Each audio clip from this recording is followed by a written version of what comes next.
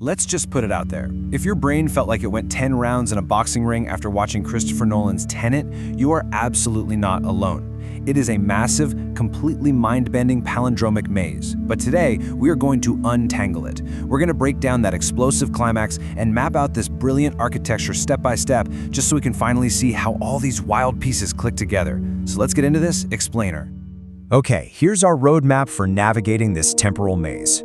First, we'll start with the rules of time, then move into the Stalsk 12 pincer movement, unpack Neil's sacrifice and his true identity, before finally zooming way out to look at the grand architect. Right, part 1, the rules of time, specifically Type 4 time travel.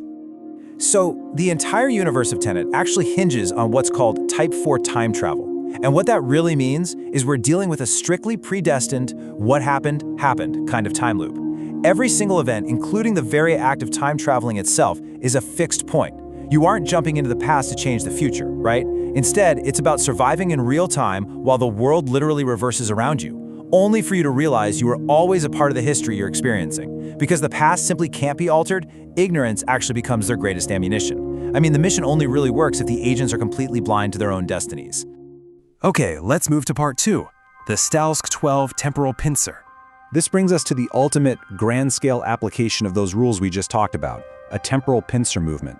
So we've got the red team and the blue team, and they are operating in the exact same physical space, but moving in completely opposite temporal directions. The red team, led by Ives and the protagonist, pushes forward in time. But conversely, the blue team, led by Neil, has inverted from the future. They already know exactly how the battle ends, and they are fighting their way backward through that exact same war zone.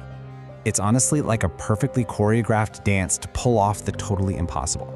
Satoru's plan is incredibly insidious, right? He wants to bury this conjoined, time-inverting algorithm deep in a tunnel and detonate a bomb right above it. But here's the kicker. The explosion itself isn't the weapon. It's just a cover-up. It's designed to cause a cave-in that safely seals the algorithm away for a couple hundred years until his future partners can dig it up.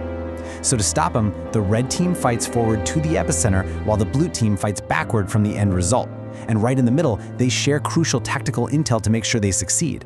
It is literally a stunning two-way race to snatch that algorithm just seconds before the explosion buries it forever. Which brings us to part 3, Neil's sacrifice and his true identity. The battlefield mechanics are definitely mind-bending, for sure, but the real emotional anchor of this entire temporal war, that lies deep inside that locked tunnel. When the protagonist and Ives finally reach the gate, they find the seemingly anonymous, dead blue team soldier. But if you look closely, you'll spot a very distinct keychain dangling from his backpack. And as the sequence unfolds, this fallen soldier suddenly springs to life, moving backwards from the protagonist's perspective, mind you. He picks the lock, catches a fatal bullet that was meant for the protagonist, and then runs backward off into the battle. That distinct keychain? It's the exact same one worn by the mystery man who saved the protagonist with an inverted bullet way back at the Kyiv Opera House. It was Neil. It was always Neil. When you actually sit down and chart out Neil's path, his timeline compounds on itself in a frankly staggering way. Because remember, every time you invert, you're creating multiple versions of yourself existing simultaneously. So at the exact moment of the Stalsk 12 battle, there are actually 6 versions of Neil sharing the exact same reality. No joke, 6. There's Neil living as a kid during this era. There's the inverted agent saving the protagonist in Kyiv. There's the reverted agent waiting in Mumbai. Then there is the Neil who reverts to move forward mid-battle. And finally, there is the Neil who inverts one last time to go pick that lock and take the fatal bullet. And that brings us to the single biggest revelation of this entire explainer. Who is this mysterious physicist who sacrificed himself? I mean, he's basically the Kyle Reese of this story, going back in time to save his boss and ultimately save a world that, according to the movie's own logic, has already been saved. But who is he, really? When you start snapping the puzzle pieces together, an absolutely incredible twist emerges. Neil is actually Max, Kat's son. Just think about the breadcrumbs Nolan drops throughout the story. When we first meet Neil in Mumbai, he acts like a rookie, but then he just casually drops high-level physics concepts about positrons and entropy, completely revealing he has a master's degree. He is fiercely, almost irrationally protective of Kat during the whole mission. We already know he was recruited in the distant future by the protagonist. And playfully, if you take the name Maximilian and invert the last 4 letters conceptually, well, it hints at the name Neil. Max grew up studying the physics of his crazy reality only to be recruited into this temporal war by the very man who saved his mother.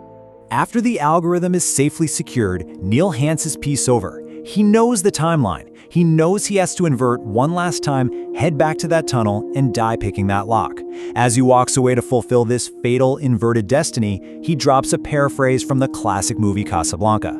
This is the end of a beautiful friendship. And it is just a devastating acknowledgement of their overlapping, highly paradoxical lives. One man's end is literally another man's beginning. Which finally leads us to part 4, the grand architect and closing the loop. You see that beautiful friendship that's ending for Neil?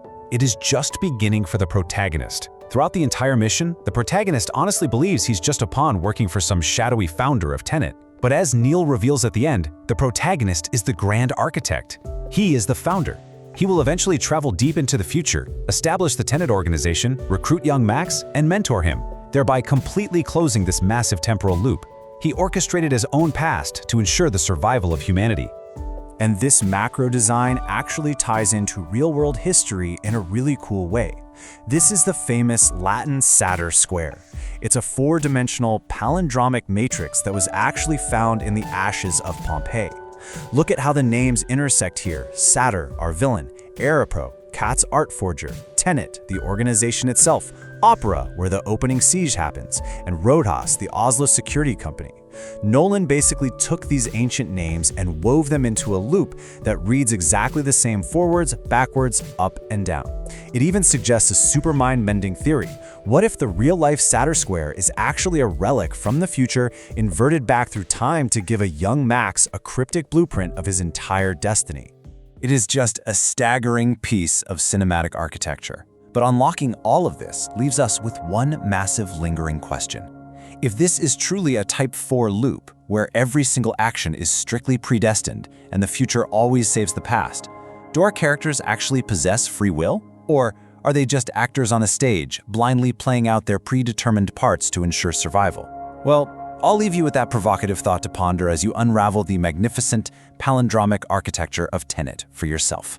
Thanks for joining me on this explainer, and definitely keep questioning the mechanics of everything around you.